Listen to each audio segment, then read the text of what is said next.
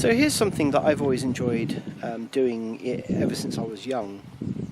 I've always done this. I've had a fascination with history and the past and all that kind of thing. But so behind me, I'm actually on the grounds of a Blenheim estate, probably a couple of miles away from the house, so off the beaten path a bit. But what I enjoy doing is here we have this sort of farm house with outbuildings and such like, and we've got a barn here, okay, and it's all overgrown, and I mean it looks like it's been left derelict for quite a while. But one of the things that I've always enjoyed is imagining and kind of like going back to what the house would have been like, in my vision, imagining. It's actually quite a good exercise, to be honest with you, as well, I find, when I think about it now. But I've always enjoyed doing this, so I imagine what this place would have looked like, okay? Maybe 100 years ago. I don't know how long this house has been here for. I mean, like most abandoned buildings, they get vandalised, so it's difficult to tell, but it looks like a house that was probably built 100 odd years ago, maybe late 1800s, and this would have obviously been somebody that lived on the estate and possibly worked on the estate. And so it's actually quite good to imagine, using your imagination and your visualization to actually see and visualize what this house would have been like when it was active, as it were. Whoever was living here, I mean, I'm just imagining that there was probably, a farmer, possibly, or somebody who looked after the sheep, herdsman. I'm sorry if this is really causing a problem with the wind now, but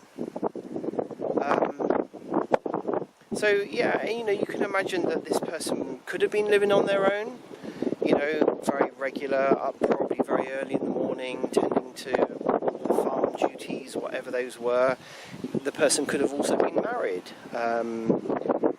They may well have had even children. I mean, it looks like a 3-bedroomed house of some sort, a sort of little cottage with a yard and such like. But then,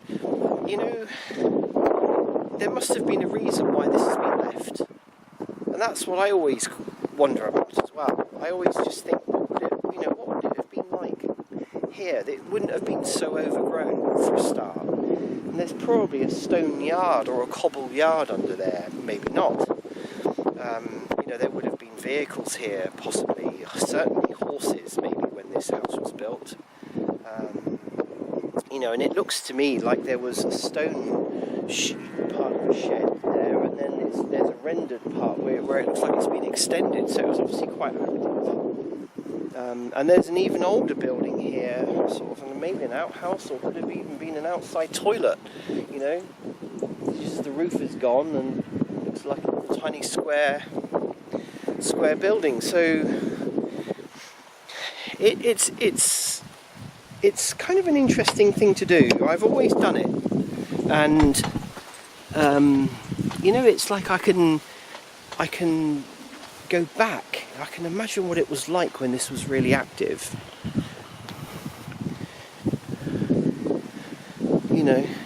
It's such a nice little place, and for whatever reason is now, we've got like this little copse of wood here, which may not have been around actually when the house was here. But I also do this technique. I don't know whether there's a word for it. There probably is. But I've done this when I go to sacred sites, and I've done it ever since I was quite young, where I would imagine what it would have been like for people to come across, the land that the stone circle is on, and would have travelled back possibly thousands of years, while they're going across the countryside and looking for somewhere to live, maybe looking for somewhere to worship, and getting in touch with nature and aligning the stars and the moon phases and all of those other things, all these things that are now labelled as being pagan. which were again around for many thousands of years before Christianity came along, but now they're pagan and frowned upon and such like. But yeah, it's an interesting exercise, and it gets you in touch with history, and it gets you in touch with the past. Sometimes messages come through, you know, here we go. So this is from a different angle. It's quite a way away there, but sometimes you get messages come through, sometimes you get insights. I've done divination and such like on such sites, and it does produce interesting results. You know, you can, it's like the history is still there. You just have to, it's kind of like a tape recording, you know. The tape recording, you just need to get in touch and use the right methods in order to play the tape back. And then you can see and hear and visualize what something was like, you know, a long time ago, and getting in touch with the people that lived there, people that died there, people that existed, worked there, you know. You can do that with any building. You don't have to go into the building to do it. But yeah, I've always enjoyed doing that. Anyway, it's beginning to rain and I need to put my camera away. So thank you very much for watching this. Just wanted to share it really. And I shall see you again soon in another video.